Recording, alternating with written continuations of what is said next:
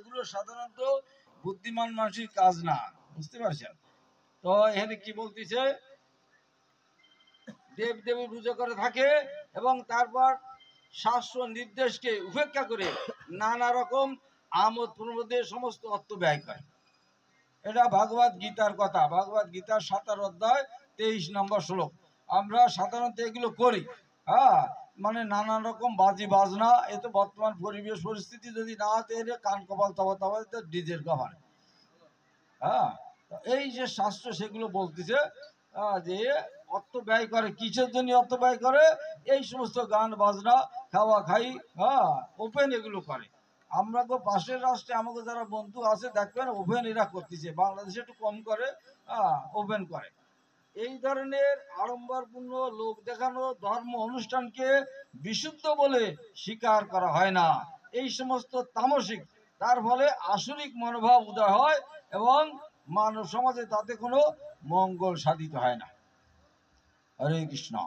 তো মানব সমাজে যদি মঙ্গল সাধিত হতো, তাহলে শুধু কালী পূজা দুর্গা পূজা না, এমনকি বর্তমানে আমরা যে বলা হচ্ছে হরের নাম হরের নাম হরের নামই বা কেবলম কলৌ নাস্তব নাস্তব গতির অন্যথা।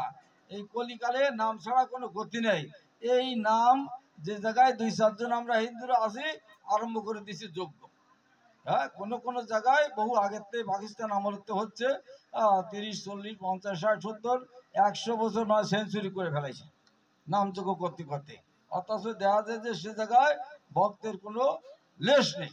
তাই নামযোগ্য করে যদি মানে বলছে এক নামে যত পাপ করে, মানে পাতকীর সাধ্য নেই তত তত পাপ করে, অর্থাৎ একবার নাম উচ্চারণ করলি এত পাপ খণ্ডন হবে যে পাতকীর সাধ্য নেই। তাহলে এত নাম হচ্ছে, এত কিছু হচ্ছে প্রতি বছর 1 দিন 2 দিন না, হ্যাঁ। যদি 50-60 বছর ধরে একটা পাথর ঘষে তাহলে কি ক্ষয় হবে কিনা?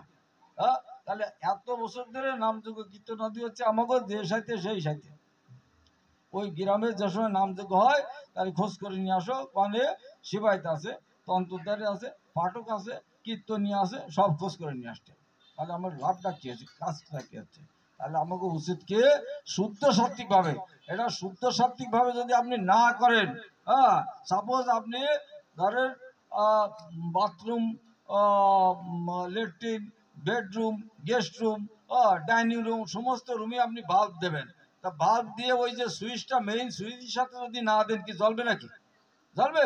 জ্বলবে না। তেমনি আমাকে সমস্ত কিছু মেইন সুইচে দিতে পারতাম, পরমেশ্বর ভগবানের শ্রী পাদপদ্মে অর্পণ করে তারপরে আপনি দেবেন, সবাই সন্তুষ্ট।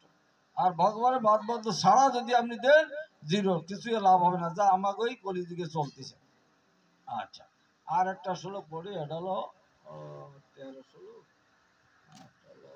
কি হচ্ছে শ্লোক, বলা হচ্ছে সৎ সৎ কারম জান পূজার্থাং তব দত্তেন চৈব যৎ ক্রিয়তে তদীয় প্রক্তং রাজসং চলম দুর্বম। অর্থাৎ শ্রদ্ধা সম্মান পূজা লাভের আশায় দম্ভ সহকারে যে তপস্যা করা হয় তাকে এই জগতে অনিত্য অনিশ্চিত রাজসিক তপস্যা বলা হয়। সাধারণত আমরা এগুলোই করি, রাজসিক কর্ম করি। এই রাজসিক কর্ম সত্য রজতম যে কর্মই হোক না কেন, আপনি সত্য গুণে থাকেন, রজগুণে থাকেন, তমগুণে থাকেন, একটা কঠিন কঠিন ভাব আছে, কিন্তু এই ত্রিগুণের অতীত যতক্ষণ আমরা না হতে পারতেছি ততক্ষণ আমরা শুদ্ধ সাত্বিক স্তরে অর্থাৎ পারমাত্মিক জগতে উন্নতি লাভ করার স্তরে আমরা আসতেছি না। এই সত্য গুণে যারা আছে তারা দেব দেবী পূজা অর্চনা করে স্বর্গলোকে যাবে, রজগুণে যারা আছে তারা এই দান ধ্যান এগুলো করে স্বর্গলোক, তারা এগুলো পুরো মনুষ্য জন্ম লাভ করবে। আর তমগুণে যারা আছে তারা পশু জন্ম লাভ করবে, শাস্ত্রে বলা আছে। তার মানে কারো এড়ার নেই। এখানে সত্যগুণে সোনার ডান্ডা বেড়ি, আর রজগুণে রূপর ডান্ডা বেড়ি, আর তমগুণে লোহার ডান্ডা বেড়ি বলা হয়েছে। ডান্ডা বেড়ি বাই থাকলে সোনার হোক আর রূপর হোক কি বাড়ানো যাবে? কোথাও তো নেওয়া যাবে না, বোঝা গেল? এই জন্য এই ডান্ডা বেড়ি যাতে পায়ে না লাগে তাতে ত্রিগুণের অতীত আসতে। হ্যাঁ, এইখানে কি বলছে যে অনেক সময় তপচর্চার আচরণ করা হয় মানুষকে আকৃষ্ট করার জন্য এবং অন্যের কাছ থেকে সম্মান শ্রদ্ধা পূজা লাভের জন্য। রাজসিক মানুষেরা তাদের অধস্তনদের কাছ থেকে পূজা আদায় করার বন্দোবস্ত করে, তাদের দ্বারা নিজেদের পদধৌত করতে এবং সম্পদন দান করতে বাধ্য করে। তপস্যার আচরণের দ্বারা এই ধরনের কৃত্রিম শ্রদ্ধাঞ্জলি ব্যবস্থা রাজসিক এবং তার ফল ক্ষণস্থায়ী, তা কিছুদিনের জন্য থাকে, স্থায়ী হয় না। আমরা সাধারণত লাভ পূজা প্রতিষ্ঠা করার জন্য এই সমস্ত বিশেষ বিশেষ অনুষ্ঠান করি। হ্যাঁ, তো ভক্তি বিনোদ ঠাকুর বলেছে লাভ পূজা প্রতিষ্ঠা শুকরের বিষ্ঠা, এগুলো শুকরের বিষ্ঠার মতন ত্যাগ করতে হবে। হ্যাঁ, লাভ পূজা প্রতিষ্ঠা কি আছে, ওই যে একটা গান আছে না, কার জানি, এ দেহ পচা দেহ পুড়িয়ে হবে ছাই, এই দেহ তো পুড়িয়ে ছাই হবে, পরীক্ষিত বালা, এই দেহ তো পুড়িয়ে ছাই হবে, এর গর্ব আর মান সম্মান কি আছে? হ্যাঁ, তো আমরা সেই মান সম্মান বজায় রাখার জন্য জলাঞ্জলি নিয়ম কারণ বিসর্জন দিয়ে আমরা এগুলো করতেছি। দেখেন আজকাল ওই নামযজ্ঞের কি অবস্থা দেখেন, যেটা মানে কলৌ নাস্তব্য গতির উন্নতা, কলিযুগে নাম ছাড়া গতি নেই, সেই নামই তো হচ্ছে না।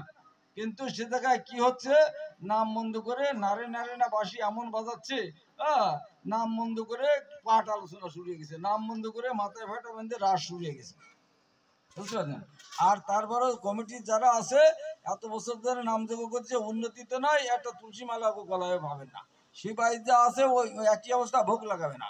অথচ কমিটির লোক চেয়ার টেবিল নিয়ে বসে আছে, প্রসাদ না নিয়ে যাবেন না, এবং প্রত্যেক পোস্টারের নিচে লেখা আছে প্রসাদের ব্যবস্থা আছে, কি আছে কিনা? হ্যাঁ, তাহলে এইসব ডাহা মিথ্যে কথা।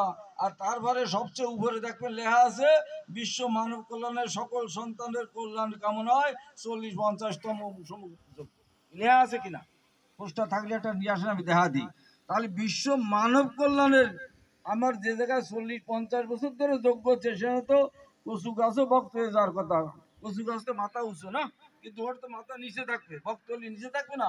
বৃন্দাবন যাবেন দেখবেন প্রত্যেক গাছের মাথা নিচে আছে, বৃন্দাবনবাসী যত বৈষ্ণবের গণ। হ্যাঁ, তাহলে সে জায়গায় মানে যারা ওই কমিটির লোক আছে বা গ্রামের লোক আছে, আপনি প্রসাদ একজন পাবেন না, আপনি যাবেন প্রসাদ বলি লোক, আপনি প্রসাদের কোনো ব্যবস্থা নেই, কারণ তো ভোগ লাগাই নেই। অথচ উপরে লেখা আছে বিশ্ব মানব কল্যাণ, নিজেকে কল্যাণ হচ্ছে না। আমি যদি 5 জনের সাহায্য করতে চাই, তাহলে আমার তো কিছু টাকা থাকা লাগবে নাকি? আমার গাড়ি যদি না থাকে আমি দেবো কান্দে, তাহলে দেখতেছে গতানুগতিক বিশ্ব মানব কল্যাণ সকল সন্তানের কল্যাণ কামনায়। তা মানব কল্যাণে তো দূরের কথা, ওই গ্রামের বা ওই কমিটির একটা গলায় তুলসী মালা নেই। হরে কৃষ্ণ, এসব পাঠ দিলে ভালো লাগবে না, সালা এসে বদনাম করতে আইছে। তো আমাকে পাঠ এইরামি রসালো না, উস্কো শুষ্ক রসালো পাঠ আপনি টাকা পয়সা দিয়ে নিয়ে আসবেন। আপনার রসালো পাঠ দেবে, কান্দে টান্দে দিতে হবে, এমন এমন পাঠ দেবে, গাড়ি টাকা না থাকলে দিদির কাছ থেকে আমলাদ করে নিয়ে দিতে হবে, সিফটিফিন মারে দিতে হবে। কিন্তু আমাকে পাঠে এই সমস্ত সিফটিফিন মারা পাঠ হবে না, রুক্ষ শুষ্ক পাঠ। তো আপনারা যদি পারমাত্মিক কল্যাণ চান, এখন চাবেন কিনা করবেন কিনা যার যার ব্যাপার। শাস্ত্রে বলছে যে শ্রী গৌরাঙ্গ না ভজিলি, সংসার ভজিলি গৌরাঙ্গ ভুলিলি, না শুনিলি সাধুর কথা, এহকাল পরকাল 2 কাল খোয়াইলি, খাইলি আপন মাথা। এখন কি করবেন না করবেন সেটা আপনার ব্যাপার। বাবা প্রত্যেকটা ছেলে মেয়েরে লেখাপড়া শেয়ার মানুষ করার জন্য চেষ্টা করেন। তা কেউ স্কুলে যায়, কেউ যায় না, যার যার কপাল নিয়ে সেই যায়। তেমনি সাধুরা যে কথা বলে শাস্ত্রীয় কথা, আমি যেটা বলছি ভগবত গীতার কথা, কোনো বানোয়াট কথা না। তো সেটা আপনারা যদি কিছুটা পালন করেন তাহলে আপনাকেও মঙ্গল হবে। কৃষি অফিসার আসে বলে গেল এইভাবে সার ওষুধ দিয়ে লাইন দিয়ে জমি চাষ করে ধান লাগাও, প্রচুর ফসল ফলবে। আপনি ধান লাগানোর সময় আপনার দৌড়, আমরা সমস্ত বছর যা করে আসছি তাই করবো, বেটার কথা কি সম্ভব? তাহলে কি হবে, যে সময় অগ্রহণ মাসে পৌষ মাসে কাটতে যাবেন দেখছি মাজরা খাইয়ে ভুষ খালি কুটোও নেই, এমন করেছে। হরে কৃষ্ণ। তো এই কলিযুগে বাঁচার একমাত্র পথ হচ্ছে হরে কৃষ্ণ মহামন্ত্র কীর্তন করা আর তুলসীমালা গলায় নেওয়া। তুলসীমালা গলায় নিয়ে কি হবে, তাহলে আমরা অনেক আপদ বিপদ কাটিয়ে যাবে। আর যমরাজ কবে না বাবা তুলসীমালায় গলায় দিছে, যমদূত্র কবে দাওদার যাস না। আর একটা খুব ভালো কথা মনে পড়ে গেছে, কাছাকাছি আসে গেছে, সোমবার মনে হয় 1 বৈশাখ নাকি, এই সোমবার 1 বৈশাখ এবং জলদান শুরু, তুলসী বিন্দুজিরে জলদান শুরু। আপনাকে বাড়ি যার যার তুলসী গাছ আছে, প্রত্যেকেই জল দেবেন, চান করে ঝরা যদি না বাঁধতে পারেন যে চান করে একটু জল দেবেন। হ্যাঁ, তুলসী যে জল দেওয়ার মন্ত্র আছে, ওই মন্ত্রকাণ্ড যদি আপনি না জানেন, তা জল দিয়ে বলবেন আমি কৃষ্ণপদে আমার মতি করাও, তুমি তো কৃষ্ণ প্রিয়সী, তা তুমি আমার কৃষ্ণপদে মতি করাও করে জল দিয়ে প্রণাম করবেন। আর আশেপাশে যদি সাদা ফুল পান ওইটা ফুল দেবেন। হ্যাঁ, এই কাজটা অন্তত করবেন। আর হরে কৃষ্ণ মহামন্ত্র জপ করবেন। আর একাদশী আসলে একাদশী থাকবেন। এই কলিযুগে এই তিনটে কাজ হয়তো আপনারা গুরুত্ব সহকারে করবেন। এখন প্রশ্ন থাকতে পারে যে একাদশী আমি থাকতে পারবো না, বাবার গ্যাস্ট্রিক অমুক সমুক। হ্যাঁ, কারো যদি গ্যাস্ট্রিক থাকে, না খেয়ে যদি থাকতে না পারেন, তাহলে কি করবেন আপনি? ওই মানে সস্তা যেগুলো আছে, কুমড়ো, কলা, হ্যাঁ, তারপরে কি আছে ওই যে আলু, মিষ্টি আলু, হ্যাঁ, এগুলো মিশিয়ে একটা তরি তরকারি, আপনার ঘি অথবা সানফ্লাওয়ার দরকার নেই, এক মুঠ বাদাম কিনে আনবেন, বাদাম কিনে শিশে কুটিয়ে ওর মধ্যে দিয়ে সিদ্ধ করে ভগবান ভোগ লাগায়ে 14 বার খাবেন। কেমন? 14 বার আপনার নির্জালা থাকার দরকার নেই। হ্যাঁ, 14 বার খাইয়ে আপনি কাজ করবেন, যে যে কাজ করবেন। এই করে একাদশী করবেন, মালা জপ করবেন। আর কি করবেন? তুলসী মালাটা গলায় দেবেন। তুলসী মালা গলায় দিলে কি হবে? মনে করবে যে ওটা একটা মালিকের কুকুর, ওটা মারিস না। হরে কৃষ্ণ। এরপরে মহান মহান ভক্ত মহাত্মারা এখানে আছে, মাস্টার আছে, আমার ছাত্র না। তো এগো কাছ থেকে পাঠ শুনবেন, যে কোনো লোক দিতে পারবে। অনেক প্রশ্ন করে, আরে পুজো অর্চনা করবো বা অমুক সমুক করবো, ঘটা করে করে সানা দোকা অমুক, আমি একটু টাকা পয়সা পাবো কানে? আপনি ভুকরির জল বা কলের জল নিয়ে আসবেন, হ্যাঁ, আইনে তুলসী একটু জল দেবেন। আর সাদা ফুল টুল আজকাল ফুট দিচ্ছে, ফুল ভালি দেবেন, না ভালি না দেবেন, ওই স্নান করে এসে জল দিয়ে বলবেন হে কৃষ্ণ প্রিয়সী, তুমি আমার কৃষ্ণ পদে মতি করাও, ব্যাস। হরে কৃষ্ণ কয়ে মাথাটা ঠেকা দেবেন। এতে আপনার কাজ হবে। এতে কি হবে? স্বীকৃতি জমা হবে। তো 1 মিনিট একটা উপাখ্যান বলে শেষ করে দিচ্ছি। কি স্বীকৃতি জমা হবে? এক ব্যাধ, তার কাজ হচ্ছে পাখি শিকার করা। তো প্রতিদিন ওই কাজ করে। কিন্তু বনের ভিতর জাতি জাতি ওই পাখিরা দেখলে বুঝে ফেলাইছে ওই যে আসতেছে, এরা উড়ে উড়ে ভিতরে চলে যায়। তা ব্যাধও শিকার করার জন্য ভিতরে যাচ্ছে গভীর জঙ্গলে। গভীর জঙ্গলে যে দেখি আশেপাশে কোনো পশু পাখি কিছু নেই, একটা পাখি উপরে ডালে বসে আছে। ও করেছে কি, সেই স্বর তাক করে মারে দিছে। কিন্তু এত উপরে সে পাখিটার গায়ে লাগে নেই, একটা ডালে বাইতে ওইটা আবার নিচে এসে ঘবাত করে পড়েছে। যে জায়গায় পড়েছে জঙ্গলের ভিতর একটা গর্ত ছিল, একটা পুষ্করিণীর মতন। ওই গর্তের পাশে গাছ করে এটা পড়েছে। অত উপরেতে পড়েছে, তো উপর জলের ভিতরে ঢিলা মালিক কি হয়, যে ঢিলা পড়ার সাথে সাথে জল উঠতে পড়ে। ওইরকম গছ করে পড়লে কিছুটা জল ছিটকে ডাঙ্গায় আছে। তা ঘটনাক্রমে বিন্দেজি ওইখানে ছিল, একটা তুলসী গাছ ওই পাশে ছিল এবং কিছুটা জল পড়েছে। জল পড়ার সাথে সাথে মনে করছে, আরে এই দুপুর রোদ্দুরি খরা, আমি বাঁচতেছি না, কিটা আমার জল দিল, যা তোর মঙ্গল হয়ে যাবে। তুলসী দেবী ওইরকম আশীর্বাদ দিয়ে দিছে। কিন্তু ব্যাধ তো ওইসব জানে না।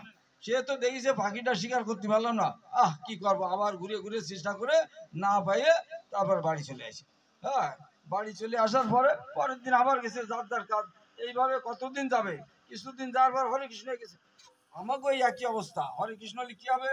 যে ভগবানের আইন ফলো করে না। আমরা বর্তমান বাংলাদেশ সরকারের অধীনে আছি। বাংলাদেশের যদি যে সংবিধান আইন আছে, না মানলেই হঠাৎ করে ধরে নিয়ে, স্বাভাবিক এটা। তেমনি আমরা ভগবানের যদি আইন ফলো না করি, হ্যাঁ, আদেশ নির্দেশ যদি না মানবে, তাহলে আমাকে দেহরাস পরপরই যমদূত চলে আসবে। যমদূত এসে ধরে একদম নিয়ে চলে যাবে, শ্বশুরবাড়ি যাওয়ার মতো নেবে না। হ্যাঁ, এইখান থেকে 7,92,000 মাইল নিচে আছে। হ্যাঁ, খুব কষ্ট ক্লেশ করে ঘাট ধাক্কা দিতে দিতে মারতে মারতে নিয়ে চলে যাবে। যাওয়ার পরে যমদূতের সামনে হাজির করবে। চিত্রগুপ্ত বলবে খাতা দাও, কি আছে না আছে। চিত্রগুপ্ত আগামাতা খাতা দেখবে, দিয়ে যার যার বিচার সেগুলো হবে।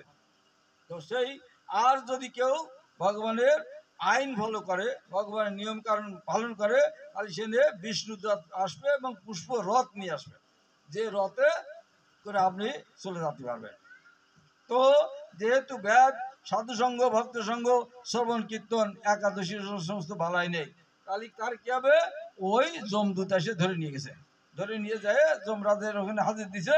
চিত্রগুপ্ত খাতা উল্টো দিছে। তা উল্টোতি একদম লাস্টের দিক চলে গেছে। বলছে, যমরাজ, এ স্বীকৃতির কোনো লেশ নেই, অনন্ত কোটি কাল নরক যন্ত্রণা ভোগ করতে হবে। হ্যাঁ, তখন ব্যাস শিউর অনন্ত কোটি কাল নরক যন্ত্রণা। এইবারে উল্টো হয়ে ওই যে মরার আগে কিছুদিন আগে ঘটনাক্রমে একটু তুলসীতে জল পড়েছে, বলছে যে যমরাজ একটা স্বীকৃতি পাইছি। কি স্বীকৃতি? অজ্ঞাত স্বীকৃতি। অজ্ঞাত মানে ও তো জানে না, না জানে ও তো ফাঁকি মারিছে, ও তো জানে না যে তুলসী জল দিলে কি হয়। ওই ঘটনাক্রমে জলটা তুলসীতে পড়েছে। অজ্ঞাত স্বীকৃতি কি হয়েছে? এই ঘটনা করে জল একটু তুলসীতে পড়েছে, এই অজ্ঞাত স্বীকৃতি হয়েছে। এখন যমরাজ বলতেছে মারে ধরে কাটে এটা সেটা আমি বিচার করে দিই, কিন্তু অজ্ঞাত স্বীকৃতি এর ফল কে তো আমি জানি না। তা না জেনে ওরা কি শাস্তি দেবো? তাহলে কি হবে? আচ্ছা তাহলে এক কাজ করো, কৈলাসে শিবজি মহারাজের কাছে যাও। তা শিবজি মহারাজের কাছে গেলি বলছে কি খবর? এই ঘটনা। বলো ওর বাবা রে, হ্যাঁ, কৃষ্ণ প্রিয়সী ওর চরণে জল দিছে, কি হবে না হবে বাবা আমি করতে পারবো না, আমি মরবো নাকি? তাহলে আমি যাবো কোথায়?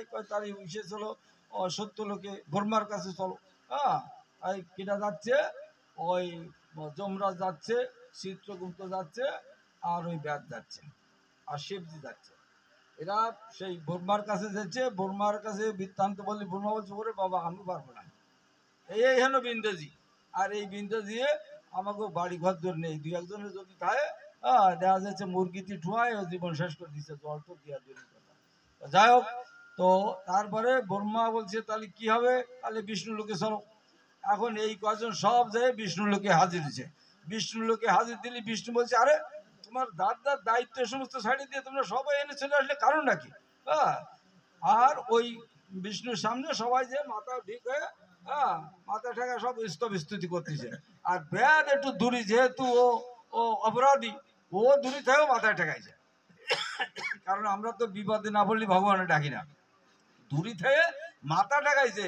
আর এই যারা এরা তো বিষ্ণুর স্তবস্তুতি করতেছে, আর ব্যাদ দূরি মাথা ঠেকায় ভাবিছে এইবার আমার জীবন শেষ, এতকাল তো কাটে আসলাম এবং আমি এমন পাপ করেছি যে শিব ব্রহ্মা পর্যন্ত আমার হিসাব করতে পারলো না, কি হবে?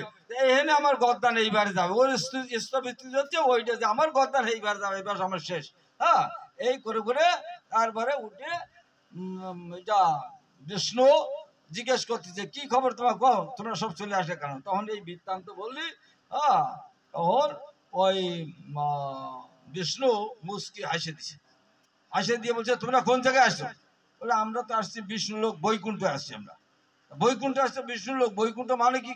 ন কুণ্ঠ বৈকুণ্ঠ, এই জায়গায় কোনো কুণ্ঠ নেই, কোনো রোগ নেই, শোক নেই, জ্বালা নেই, যন্ত্রণা নেই এই জায়গায়। আর এই জায়গায় একবার যে আসে সে তো আর ফিরে যায় না। এই ব্যাধরে নিয়ে আসে, ও তো আর ফিরে যাবে না। হরে কৃষ্ণ। খালি ব্যাধ কি করে কাটায় গেল সে জানে না তুলসী। আর আপনি জানিয়ে শুনে যদি তুলসী জল দেন আর তুলসীরে যদি কন যে তুমি কৃষ্ণ প্রিয়সী আমার একটু কৃষ্ণ পদে মতি করাও, তা কি হবে কি না? ব্যাধ না জানিয়ে শুনে ফাঁকি মারতে যায়, এরম হলো না? এগুলো করুণার সিন্ধু। এরা ভগবান কি অনাথ জনার বন্ধু, দীনবন্ধু, করুণার সিন্ধু। যার কারণে অজামিল সে তার সল্লে ডাকতেছে বিপদের সময়। নারায়ণ বলে ডাকিছিল না, সে তো ভগবান ডাকিনি, সে সল্লে ডাকিছে। তা যেহেতু নাম নামি হবে সেই অজামিলই কৃপা হলো। তো হরে কৃষ্ণ। তো আপনারা কৃপা করে কি করবেন? তুলসীতে জল দেবেন এই বৈশাখ মাসে। ভগবান 3টে মাসের ডিসকাউন্ট দিছে। যেমন সরকারি চাকরি যারা করে, হিন্দু হলি পুজোর সময় 2টো বোনাস একসাথে পায়, আর মুসলমান হলি কোরবানি ঈদি আর বকরা ঈদ না কি কয়, এই 2টে ঈদি পায়। আর ভগবান আমাকে দিছে 3টে। কোনটা দিছে? 1 নম্বরে বৈশাখ মাসে একটা দিছে। বৈশাখ মাসে কি কাজ? জল দান, যা কোনো টাকা পয়সা লাগবে না। পুজো অর্চনা হলে তো বোর চল মেয়ে আত্মীয় স্বজন বন্ধু বান্ধব গোষ্ঠী শুদ্ধ জামা কাপড় কিনতে হবে। একটু কম যদি খারাপ হয় কি মুখ কালা হয়ে গেল, সারা তোমার সংসার করবো না, সংসার এসে আমি একটু ভালো কাপড় ভালো না। আর এই জায়গায় তুলসী জল দিতে আপনার পুকুরের জল, কলের জল, যে কোনো জল ঢেলে দেবেন, পয়সা করে লাগবে। কত সহজ করেছে ভগবান। তারপরে কি আসতেছে? কার্তিক মাস আসতেছে। কার্তিক মাস হচ্ছে ওই দামোদর মাস, ব্রতের মাস। এই মাসে দীপদান করতে হবে। একটু সে দীপ নিয়ে তিনি তেল বা ঘি একটু দিয়ে কর্পূর লাগায় ভগবানের দেখালে, কত সহজ। টাকা পয়সা এমন কিছু খরচা করতে হয় না। তারপর হচ্ছে মাঘ মাসে স্নান, এটা একটু কষ্ট শীতকালে স্নান করতে। তো যাই হোক, এই 3 মাসে ডিসকাউন্ট দেওয়া আছে। তো সেই সামনে, কারণ ওই দামোদর মাস বা ব্রতের মাস কার্তিক মাস পর্যন্ত যেতে পারি, হরে কৃষ্ণ হয়ে যেতে পারে এর মধ্যে। এই যে 2 দিন পরে সুযোগ আছে, এই সুযোগটা প্রত্যেকে আপনার কাজে লাগাবেন। হরে কৃষ্ণ। প্রত্যেকে শ্রী চরণের দণ্ডবত প্রণতি জ্ঞাপন করছে, হরি বল। এরপরে পাঠক